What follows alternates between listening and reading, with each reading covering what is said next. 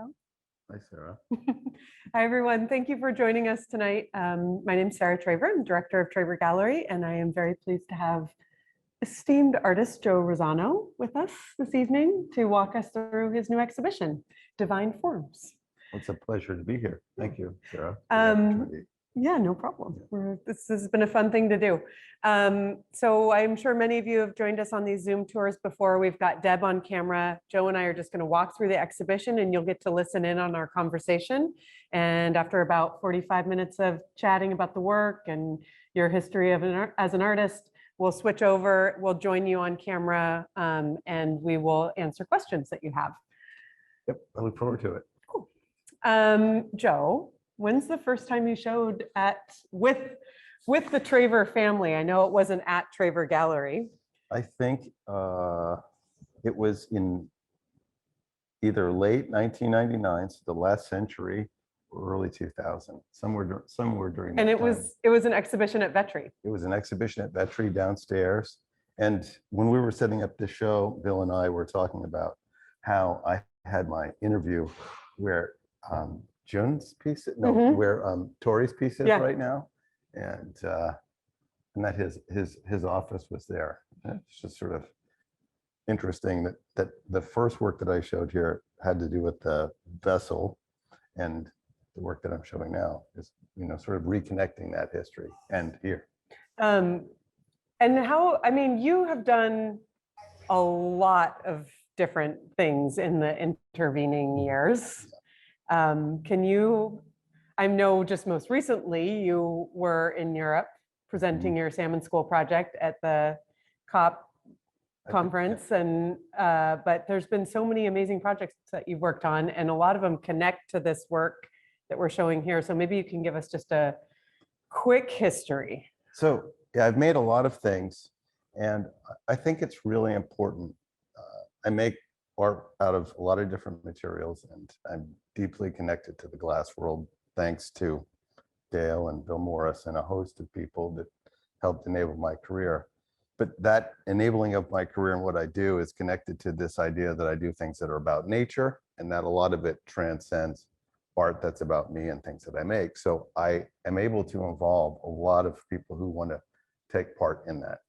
So a lot of the work has gone, it's about the performance of making a sculpture that makes a statement about how we view the natural world. So I've done things with a group of people with a project called the Salmon School, which is going all over Europe, and it is putting into context, the state of a seemingly endless resource. I've made things about what one tree stood silent witness to for 800 years environmentally, and a host of things out of wood, photography, glass, and I don't know, we'll probably painting, we'll think of other things, but they're all connected to man and nature. And they would not have been possible without a lot of people. So if you look at my website, I try to acknowledge everybody that's sort of been part of making my process and what I try to say, relevant to a larger audience. How did you find your way to the Northwest and to this world of, well, I mean, specifically the way that we got connected is really through glass. Right. How did I find my way to the Pacific Northwest? It was, I was a senior at LSU, and I had to take an elective in order to graduate, a senior level elective. And I had been focusing on printmaking and drawing. And a friend of mine was teaching a class in glass blowing, and he was not going to be able to fill that class if he didn't secure one more student. So he said, if you come to this class, Joe, every day, I'll give you an A. And I said, really? So Easy A. So I took a glass blowing class, and the rest is sort of history. And that's how this happened. And I ended up going to Pilchuck as a result of that experience. And now you're here. And now I'm here. That's cool. Well, let's actually walk into this space. We'll come back out and see the work out here in a bit, but it's such a beautiful installation. And it's neat to see the sort of breadth of the work. So in this show, Divine Forms, there's photography, there's a series of glass vessels, there are the whitewashed pieces, Can you speak briefly about what the sort of connective themes are here? Yes. So when you talk about man and nature, it's usually a pretty negative conversation. And I know that if I want to make a difference, I have to make things that are beautiful, that sort of make you look past that and look at yourself in a way that offers an opportunity to maybe make a difference. So that's what this show is about. And it's sort of connected to the idea that in, iconography, in other words, the representation of God, there were conventions of representing God, in particular Jesus. So the face of Jesus was an almond shape, the eyes were an almond shape, the mouth was an almond shape, and the halos were represented as circles. And these other forms are connected to very clearly understood symbols of Christian iconography. They also are mirrors. So we are seeing ourselves basically as gods. And I'm asking the question, if that is the role that we've taken in relating to the natural world, then we have the opportunity to maybe change how we deal with nature. So all of the different series in the show, is from the whitewash pieces to these mirrored forms to the photographs, really talk about the place where I find inspiration and the place where I sort of hope we'll be able to protect through this tool of awareness. So I use art as a tool of awareness. So can you mentioned these sort of, the sort of iconic forms. Can you kind of point these out to us? So this would be an almond, and this would be, it would be a halo, but it's also an egg form too. So, the egg is the source of where things combine to create life. I won't go into great detail because if I do, we'll be here all night. And then this is a pear form, which is also representative of the female. This is also an almond form sideways and a halo on top. And so there you have a repetition of these forms throughout the show. And there's I believe it's Jan van Eyck, I think it's the Peasant Wedding.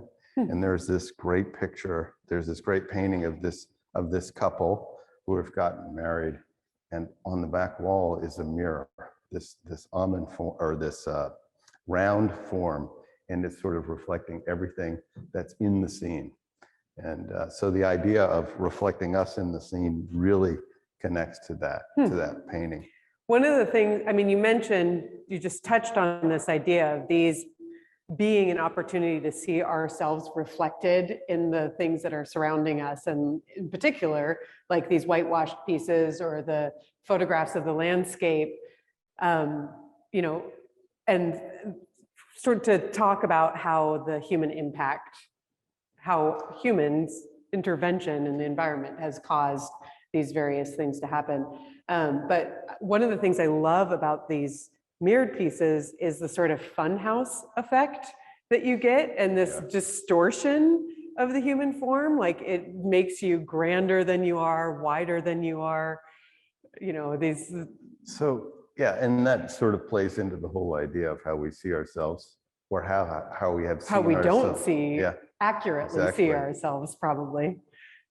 Yeah, and they relate. Each of the pieces sort of relate in the terms that they sort of fit together. And I want them to be soft, which is sort of like the story does not have to be such a hard story. The show is, very black and white. When I was a young guy learning how to paint, someone said to me, "How come your paintings are always so dark? How come you don't use colors?" And I said, I just don't see the world that way. I don't. And he said to me, that's going to change. That was 40 years ago. And I looked at hasn't much changed. Yeah, so anyhow, yeah. So can you walk us through the whitewashed pieces? These are really amazing works. Thank you. I'm just gonna. These pieces, the whitewash pieces, are part of a story of a tree. And so this tree was, I believe, in the Dance Creek drainage in Darrington, Washington.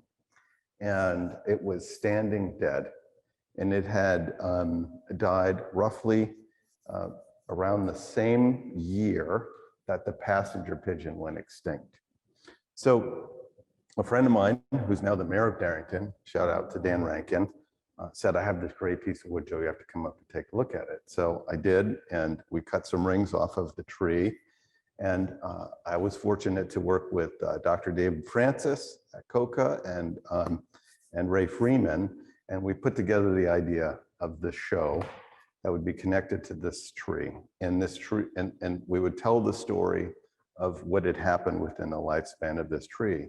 So a lot of what I do is to try to sort of demystify science and connect it on a, I don't know, an emotional level.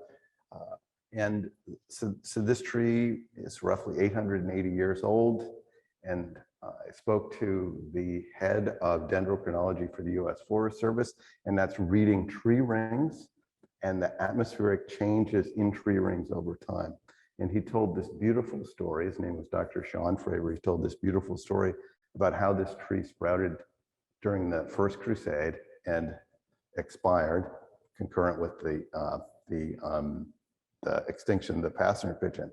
So everything in the show sort of revolved around that timeline, pre-passenger pigeon, post-passenger pigeon, and looking at things that went extinct. So, and things that were threatened of extinction in the now. So the idea of whitewashing is to cover something up, to make it beautiful, to beautify it. And at the same time, to whitewash something is to sort of cover it up for political gain. And all of the images in this series are painted in tar, and then they are portraits or they are objects from the animal that I'm talking about that are then covered, not, you know, the actual objects themselves, like this skin of a, you can pull it up, Sarah, go ahead. The skin of this timber rattlesnake is not covered up. It's covered up with the DNA of Homo sapiens sapien, which is ourselves. And that's the mirror, the faint, not mirror, the faint rainbow that you see. The painting of the snake, the portrait of the snake, is actually done in tar and covered in whitewash. And the idea that you can't cover this up, you can't beautify this truth, because the tar, which is a byproduct of, you know, our cult of consumerism, you know, the oil-dependent culture, is going to bleed through the tar. It'll bleed through that water-based, you know, lime-based paint. And this story is not something that we can hide. So you have this story about the tree, which is told by a dendrochronologist, and that story is informed by these extinctions. So the timber rattlesnake is not expired, but I worked with a gentleman from Robert Murphy, who has since passed away, at the Royal Ontario Museum. And he was the head of herpetology at the Royal Ontario Museum. He wrote this beautiful story about, here's an example of a species that we tried to extirpate. And they were successful in extirpating it from Canada. And it's like Crotalus horridus, you know, so meaning horrible. So this horrible creature. And so this is the story of, you know, the post expiration of the passenger pigeon, and here's another one, and this is the story of this is an example. This is the DNA sequence of the polar bear. You know, so this is an ad from the Mayflower shipping moving lines. You know, so the Mayflower was a mover. I don't know whether they still exist anymore, but when I was a kid, Mayflower moved people from all over the world. And it says, if we can move a 2,400-pound stuffed polar bear from Spokane to Boise without ruffling its fur, then we can move anything, any place without ruffling yours. And the entire show is based in the idea that we see ourselves reflected in this, and we have the ability to actually change our behavior to make a difference. And that's what this is about. This is the mask, part of the mask of a polar bear's face. And let's look at the So this is a series of 3 birds. This is the passenger pigeon, the Eskimo curlew, and the Labrador duck. And when we did this show, the Eskimo curlew was still alive. There was this belief that there was, they could not prove their extinction. It has since been, as of 2017, I think it's listed as extinct. But these were all birds that were basically hunted to death, hunted to extinction by us. And so over here is this piece of wood that stood silent witness to the passing of this creature or these creatures. So when you actually interact with the sculpture, these are kinetic in the sense that you can come into the room and they would all be closed, and then you would read, Ectopistes migratorius and then the other Latin names, and it says extinct on them. And you open this box, and in this box is this beautiful creation by W.W. Greener, and it's this gun, and it's a pigeon gun made of Damascus steel barrels that have been folded thousands of times and browned with a piece of, French walnut that's been, meticulously fit to this metalwork and then engraved. It's an incredible feat of engineering. Yeah. So part of this asks, sort of speaks to this other thing that happens with nature and the concept of possessing nature, which is sometimes people who are interested in nature, and it's sort of, I look at this as this evolution to an environmentalist, or this evolution to becoming, a naturalist, which is you become curious about nature, you fall in love with nature, and that's the first step. The second step is you want to possess it in some way. So you end up, some people never get past the second step. So they're hunters or they're scientists, and they go out and collect and they bring that stuff back and study it. And it's hard it's hard to sort of think about, if you actually hunt something, that you're actually investigating it. And there is this unique sort of connection between knowing your prey, and I do not say that romantically, I'm saying, there is this thing about survival, which is if you know the thing on which you depend, you will become better at it, better at securing it. That is our problem. We've become very good at securing what sustains us without necessarily thinking about how we put it back. So that's the second stage. And then the third stage is realizing you absolutely just have to leave it alone. You have to decide, I'm going to minimize my impact, and you let it go. And hopefully others do the same thing. Then you monitor it so that it stays there. So this gun confronts you as you open up the box and you realize what's happened. Amazing. How did you come to be so interested in connecting your interest in science and art?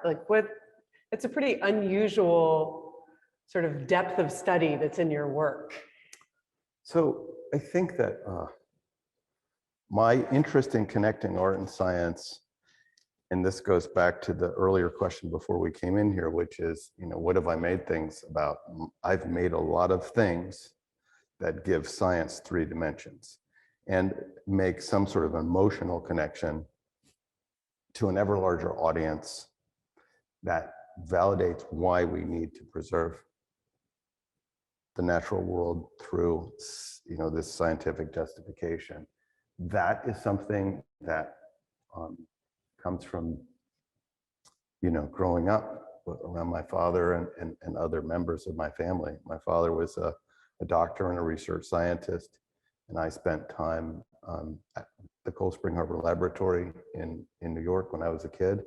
And I participated in science camps and wildlife camps, and that informed, even to this day, what I make. I currently have a long running show at the lab there. So that's that's the connection. And I'll have to say that I was a very bad math student. And to be a scientist, you have to have pretty high math scores. But what I was able to do is see these connections and then to put things together that allowed the science to sort of show through while the art drew you to the science. That, I hope that wasn't too abstract. No, I think it makes a lot of sense. And I mean, for the last, 15, 20 years, you've really been working on a lot of exhibitions that are, presented in a setting where that story can really be told.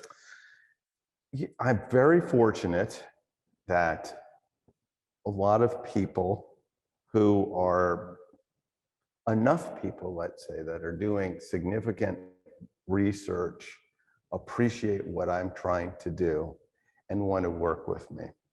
And the thing about science is that if you're a scientist and you have theories that you're trying to prove and you write about them, and the only people who, and they may have an impact on us, and the only people who actually hear about these theories are your colleagues, your peers, then your audience is really small. But if you work with an artist like me, and I encourage other artists to do the same thing, to work with scientists, the idea of giving what you make to the world so that it becomes an informed place and a better place is part of that ethos. And that's what a lot of this work is about. It's really to the core. And so I've just been fortunate that, I worked with a scientist named Dr. Daniel H. Jansen. He's one of the preeminent, lepidopterists in history. And I won't go into any detail. You can look at that on the website. And you can talk to Sarah if you're interested in specific details. But he's a Kyoto Prize winner, a Nobel laureate, Crawford list, the list goes on. And I worked on a project with him about, DNA and DNA barcoding, and how we're on a path where the only record that we're going to have of life is this sequence of, nucleotide pairs represented as color lines. And I just thought, we have to do better than that. And so did he, and so do a lot of people, so I've been fortunate that beget a whole host of other opportunities to work with scientists. So, I mean, sort of in contrast to that, there are these photographs in the space, which I'm going to go out on a limb here and say are maybe a little bit more personal studies of yours, in that I know that you spend a lot of time in this environment, and you are an avid fly fisherman. And I am. So spending time on a river, such as the ones in these photographs, I imagine that these are somewhat more personal observations. Well, they are. And I think that I could tell a great story about what these are, but sometimes a beautiful thing is enough for it to just be a beautiful thing. When we talked about this show and working together again, we talked about these pieces and making glass again, and we talked about these conventions of Byzantine iconography, and I think divine forms came up, and in particular, you said, well, could we pair some of the photographs with the glass? And they said, sure. And the thing that, so I'm giving Sarah a big plug right now. So what Sarah said is, she says, in all of these photos, you have a lot of the same forms, which I hadn't really put together yet. I mean, I realized how I obscure certain areas and the shapes that they take on. And, there's an oval window in this piece, and you can see this bird moving through it. And there's, an oval piece in here, this frozen ice. And then, of course, this is softened. And it's, I think in all of them, I have gravitated towards that softened shape, which then echoes, the pieces that are on the table and the message. It's a very simple message that we're talking about in the photographs. Where are these photographs taken, Joe? So so I spend a lot of my time fishing, and I have for well over 40 years in kind of remote places. Some of these photos, the photos of the birds, were actually all taken on the Stillaguamish River in the Savannah area. I think that's right. And then, and that's the picture of the swans on the river that you first were looking at, Deb. That was photographed on the Skagit. I think everything else is on the Skagit somewhere, or a tributary of the Skagit. I was talking to someone near and dear to listeners who I fish with quite a bit, Sam McMillan, and we were talking about the show. And I said, yeah, I'm going to give my talk tomorrow night. And I said, there's a picture in there that you were a part of. He goes, no. I said, yeah. So we were fishing one day, and he's standing here, and I see this rain cloud coming down the river. I said, step back.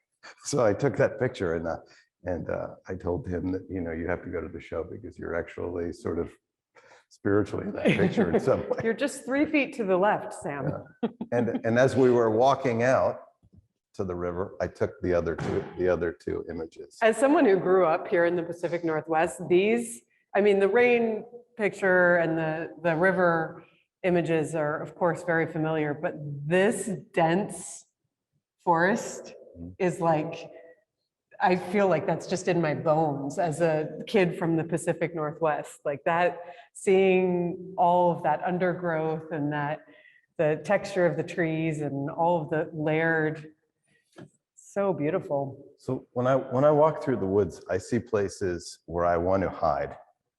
And I'm not saying I want to hide from something. I'm saying that if I wanted to shut the world off, I would want to go into this place where I feel protected.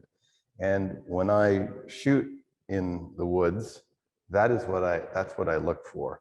So the reason that there are sort of holes in the underbrush is because I'm actually looking for those things. And when I came out to the Pacific Northwest and started, really taking a look at what was here, and I'd been working with Dale and Bill and Rich Royal and others to really shape how I do what I do. I had an opportunity working for Dale to source a giant piece of wood that became the table in the Evelyn room. And that really had a huge impact on my life because I went out and I saw these giant slabs of wood and helped cut them. And those pieces of wood were only secured through a place called Pacific Western Timbers with Peter and John Wagner in, I think they're in Port Orchard. And I realized at that moment that they were from New Hampshire and I was from New York, and I had spent a lot of time in the Catskills and in the forests in the Northeast, and that my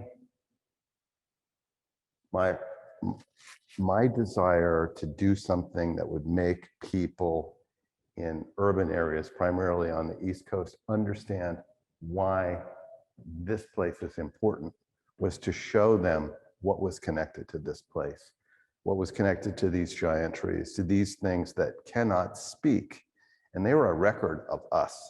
And, so everything in this show, all of the wood is connected to the desire to say to somebody, to somebody who is completely removed, from anything wild, that these places that in a lot of ways sustain you, your houses have been made out of this wood, and the list goes on.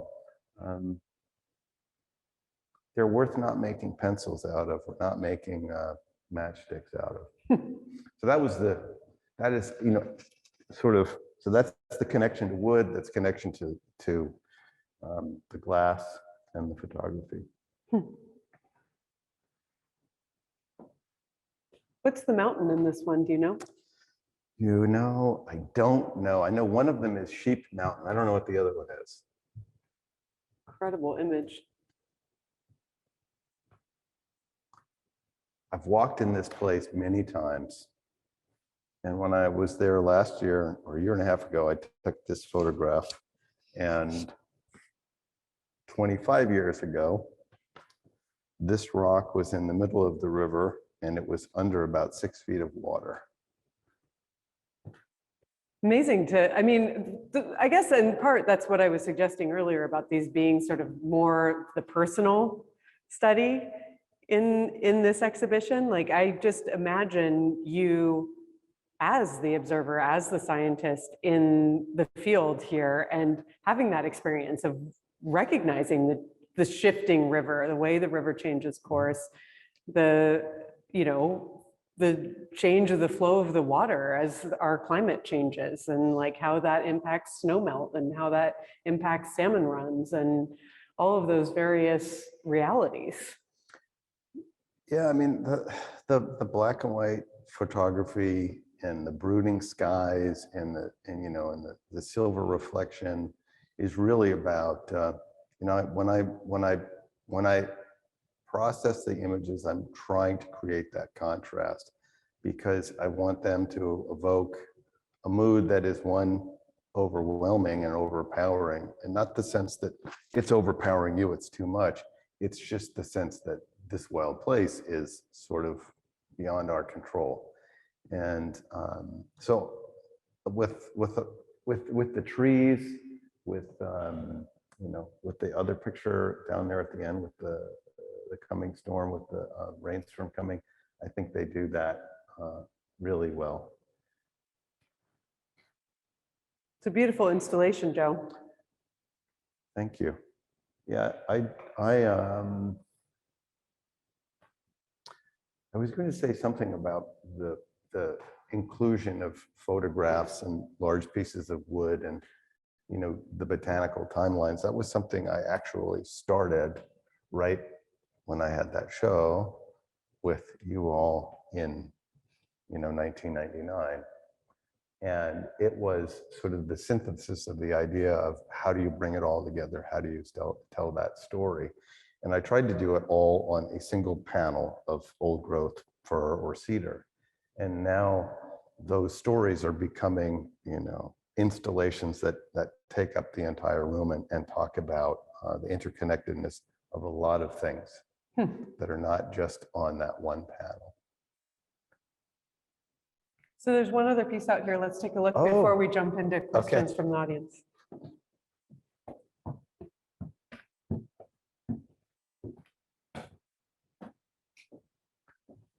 We'll close it. We can. What is a great auk? The great auk is actually, it's penguinus or something. And it was the first penguin that was classified as a penguin, although it's not a penguin, it's an auk. And it was a seabird that was very numerous. And I think it went extinct in the early 19th century.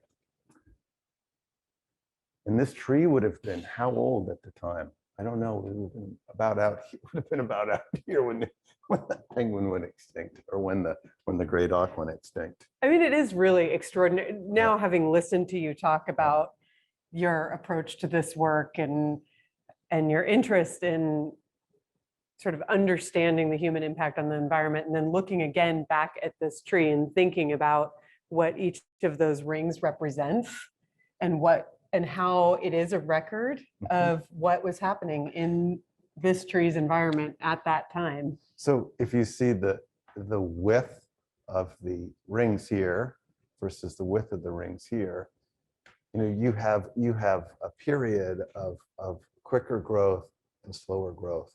And as you as you get out here, where you're talking, this is probably 150 years from here to here, and this tree is 880 years old. You can see how the little ice age had an impact on this tree's growth. The colder it was, the less light it had, the slower it grew. It grew. It growed. The slower it grew. So, yeah, and there's this. So this is one slab that was glued down. Dan and I glued them down.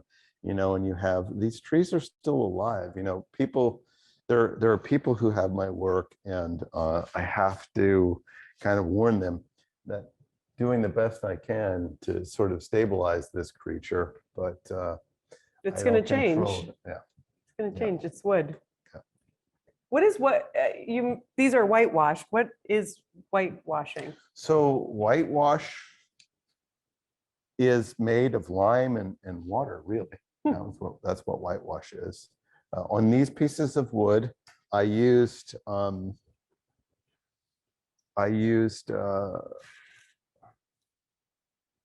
universal pigment and water-based universal pigment and varnish, and that's how they were done.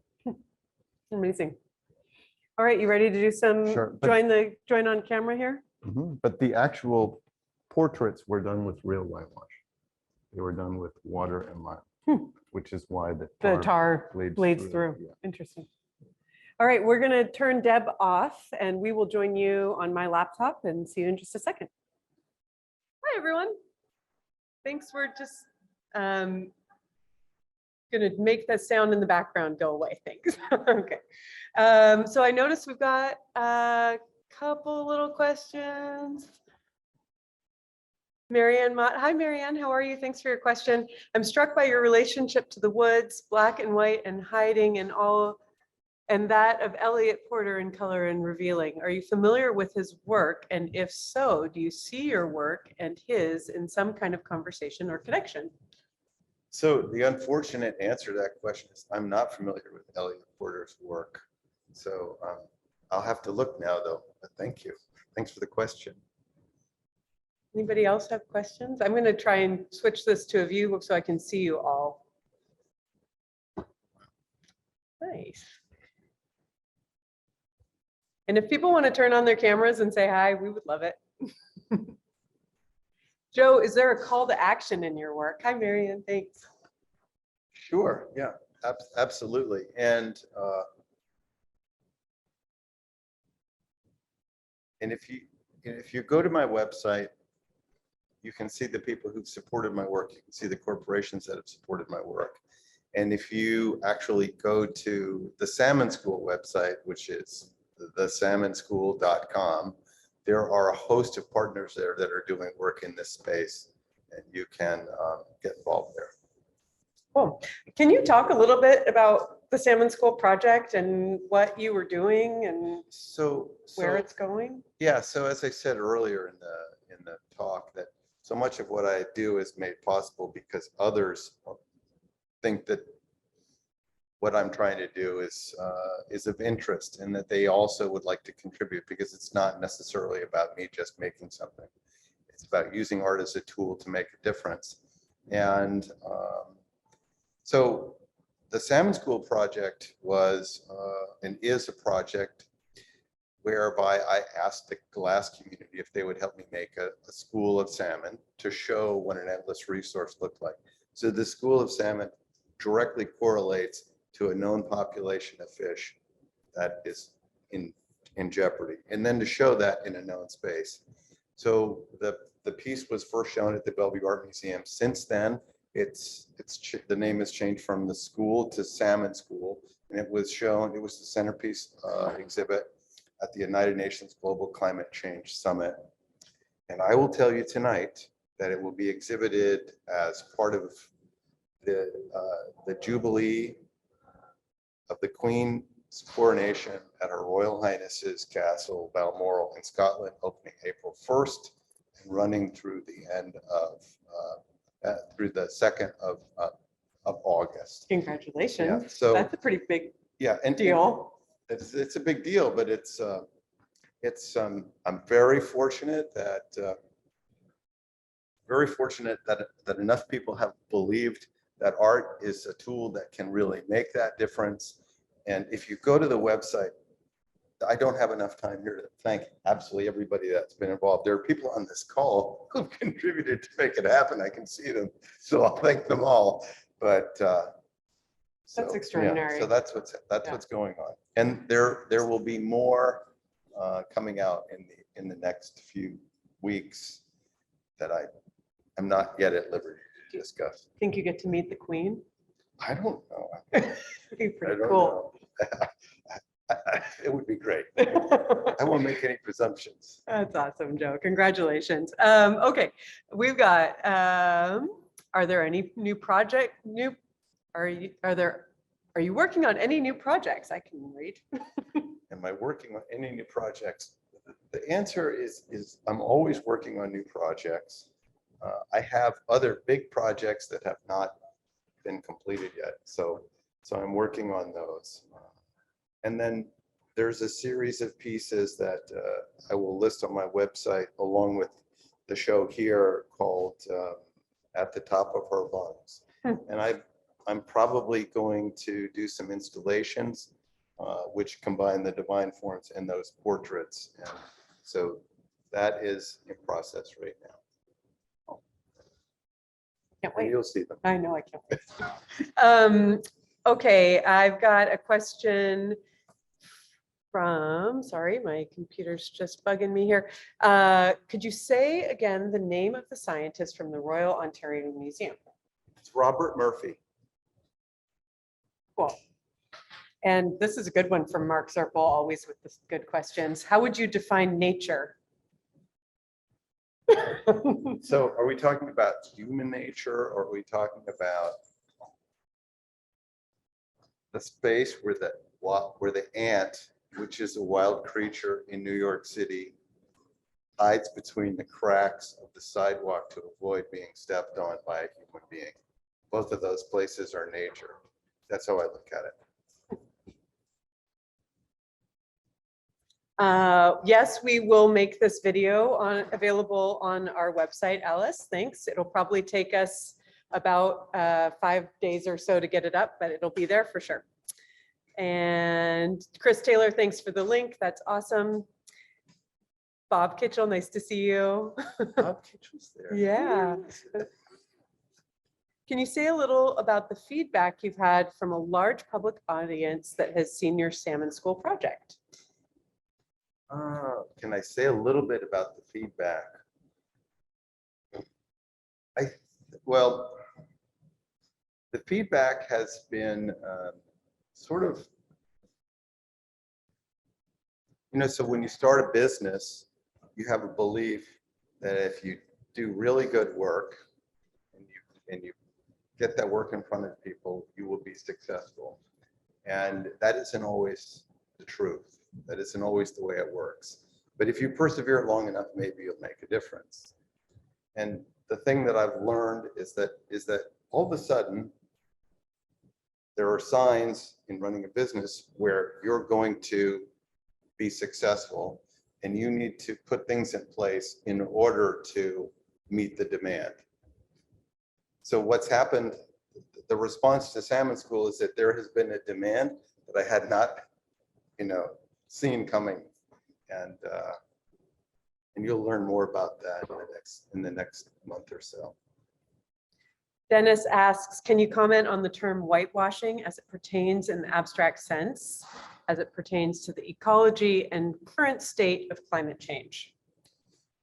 Well, without going down a very deep, dark hole, I will say that the whitewash work and the fact that a Douglas fir tree that is pre-climax, 800 years old, not a 1400-year-old tree that's dying, is an incredible carbon sink. And the thing that I found of great interest when I was working with Dr. Jansen, or spending time with Dr. Jansen in the area of conservation Guanacaste, which is ACG, you can look that up, was that we were in this old growth tropical rainforest. And I was talking to Dr. Jansen, and there was another gentleman there named Greg Asner, and you can look him up. And he was working on the development of a technique called spectrographic mapping. And spectrographic mapping involves flying over a rainforest and shooting a laser at it from 2 different directions and reading the color of the spectra that comes up. And the color of the spectra correlates specifically to a single type of tree, single type of flora. So then you have a group of people that go back and they read the ground truth or do the ground truth. And in the process, you can determine the height of a tree, the age of the tree. And all of this was being done because it was supposedly green technology that was being used, and it is, to, offset the damage that we're doing in other areas by saying, save these forests. And in the process of listening to these two people talk, I asked him, I said, they said, isn't this a tremendous forest? Aren't these trees, amazing? And I realized I had trees in my backyard that were gargantuan in comparison to this, pristine forest. And that this primeval Pacific Northwest rainforest seemed much more awe-inspiring than this deciduous forest. And here's the difference. This deciduous forest had about 9,000 species in it. The entire North American continent has about 9,000 species in it. The other difference was that I asked him, so in terms of carbon sequestration, what are we looking at? The amount of carbon that's stored in the biomass in that forest. I asked him, what's the difference? And he says, well, there are about 15,000 metric tons of carbon sequestered per hectare of this old growth forest, rainforest.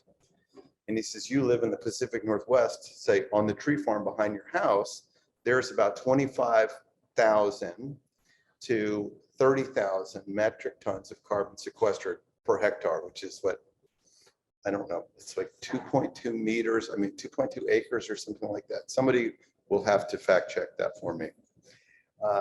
And then I said, well, what about, an old growth forest?